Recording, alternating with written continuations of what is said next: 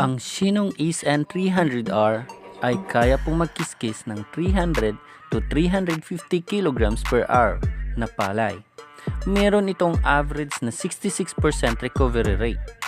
Ang bigat nito ay nasa 255 kilograms. 5-in-1 na po ito.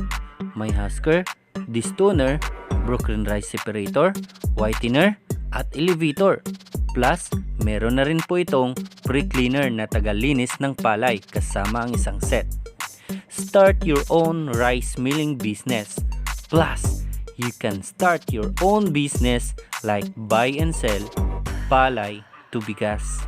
Ayan mga kaibigan, contact us. Use Shinong Rice Mill Machine.